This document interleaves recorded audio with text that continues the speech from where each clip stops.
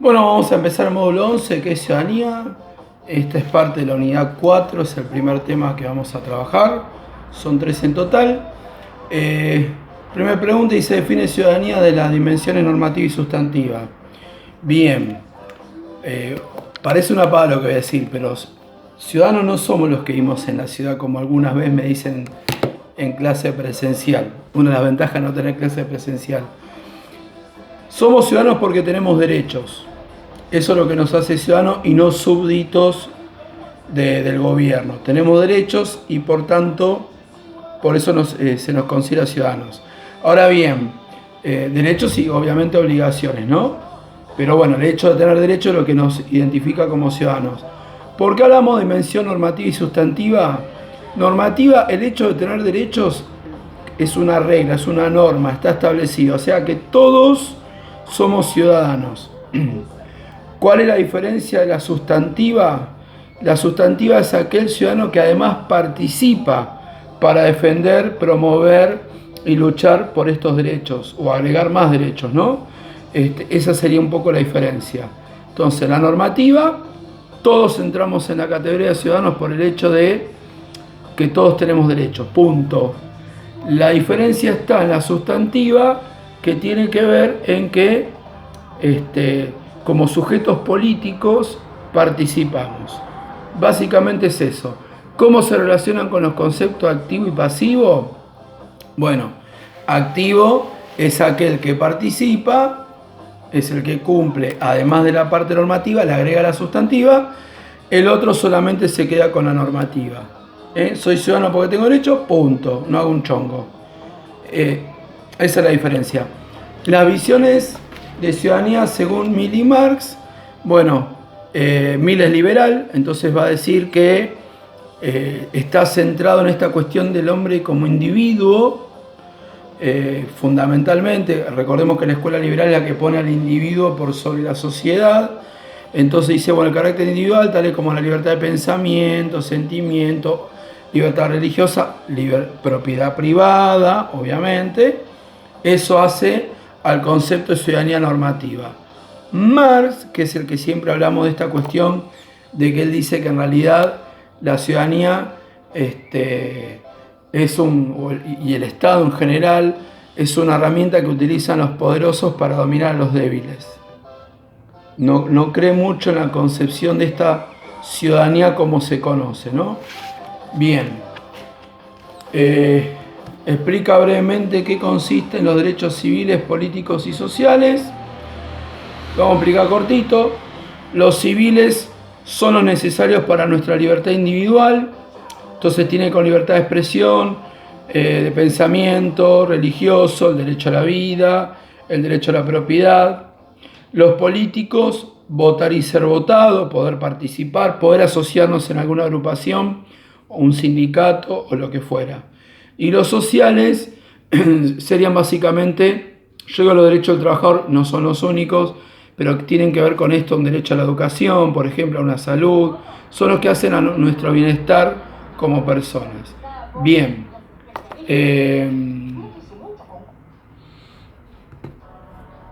¿Cómo se agrupa por generación?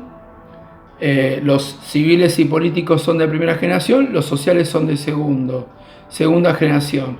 Tienen que ver con etapas históricas. La Revolución Francesa marca los derechos de primera, el siglo XIX y las luchas sociales marcan los derechos sociales justamente, y los derechos de tercera generación son los derechos que diríamos de tercera generación o universales, son los más nuevos, tienen que ver con problemas globales, la lucha del medio ambiente, por ejemplo, esta cuestión del medio ambiente, o dar asilo a los exiliados que tienen problemas en el mundo, etcétera, tienen que ver con estos derechos de tercera generación que hablan de una ciudadanía global.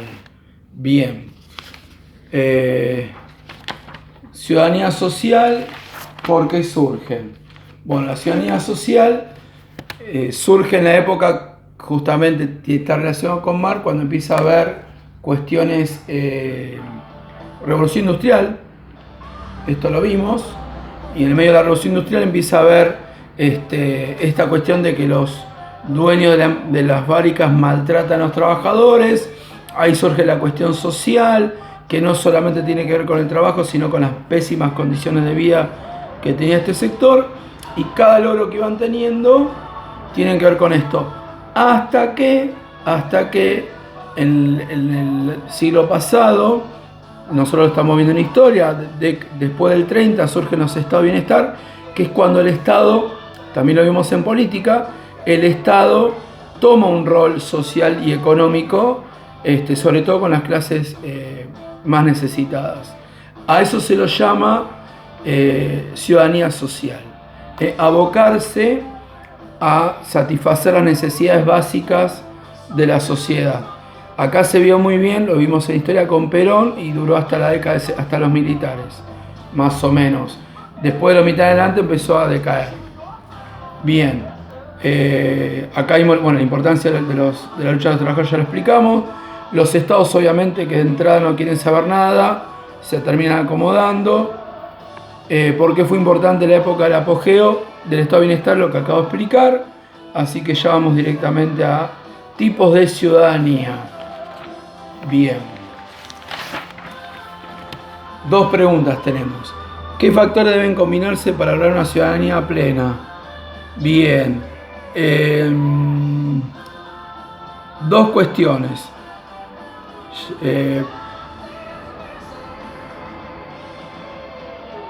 Por un lado, dice, se analiza el desarrollo histórico, bueno, llegar a la conclusión de que la ciudadanía es un vínculo que une a las personas entre sí con el Estado y que necesita un mínimo grado de democracia.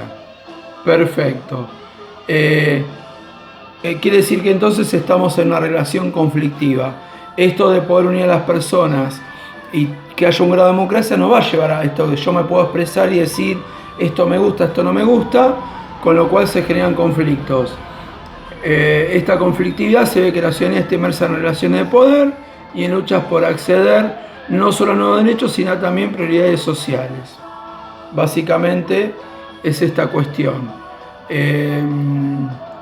Bien, podemos hablar entonces de la combinación de multiplicidad de factores para lograr esta ciudadanía. Tiene que ver con la posibilidad de ejercer derechos, tiene que ver con la integración social, con la igualdad, la distribución de riqueza, el papel del Estado y la sociedad civil, entre otros. Con todo ese combo podemos hablar de ciudadanías. Lo que hace el texto es nombrar dos tipos de ciudadanía, la asistida y la emancipada. Los pone como dos grandes modelos, no es que todos los países van de un lado del otro. En el medio hay una zona impresionante de grises, entre blanco y negro. ¿Sí? Argentina lo ubicaríamos, no va a estar en uno de estos dos modelos puntuales, para ver en cuál de estos dos modelos antagónicos, como dos puntas, se puede ubicar. Empezamos con asistido de baja intensidad. Lo que plantea es sociedades fragmentadas, integradas por individuos y pequeños grupos con intereses particulares que registran baja cohesión social. Así lo dice el texto. El espacio público y el bien común se encuentran desvalorizados y se asocian a valores negativos. Esto es cuando vos decís, la política no sirve, los políticos son todo lo mismo, entonces no participo, y empezás a ver que hay mucha diferencia entre ricos y pobres, que algunos que tienen guita se los privilegia más que el que no tiene guita. Tiene que ver con esto, lo que acabo de leer. El individuo se impone al ciudadano y el espacio privado al espacio público.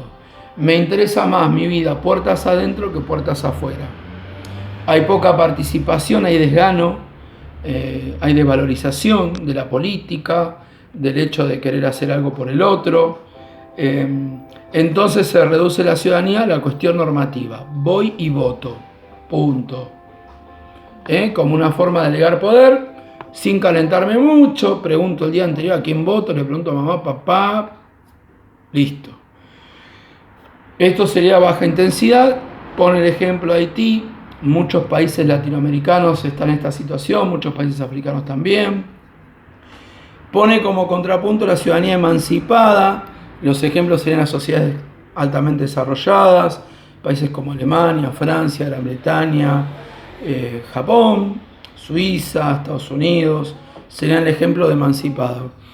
3 características fundamentales, dice el texto: la pertenencia a una comunidad política en la que la idea de un nosotros sirve para conectar los intereses particulares, la igualdad de posibilidades para acceder a bienes sociales y económicos, o sea que si vos te esforzás, llegás. No es una sociedad con grandes, si bien hay ricos y hay pobres, no hay grandes desigualdades y no hay grandes minorías, ¿sí? La sociedad tiene más cohesión, más unión. La posibilidad concreta de contribuir a la vida pública a la comunidad a través de la participación. Yo siempre pongo el ejemplo de Estados Unidos, que el voto no es obligatorio, sin embargo vota casi la misma cantidad de gente que vota acá. Estamos casi ellos están rondando arriba del 65%, nosotros cerca del 75%. Allá no es obligatorio, pero allá sí participan desde otras maneras. Mucha gente está afiliada a sindicatos, cosa que acá no, o a ONG, acá tampoco eso ocurre, etc. En conclusión, dice: los retos para una ciudadanía emancipada consisten en la incidencia de los sujetos en la esfera pública. Esto que acabo de decir, la importancia de, aunque no sea en un partido político, participes en algún espacio público. ONG, asociación civil, así participes de un comedor escolar, bienvenido, suficiente, tiene que ver con eso. Con esto terminamos ciudadanía.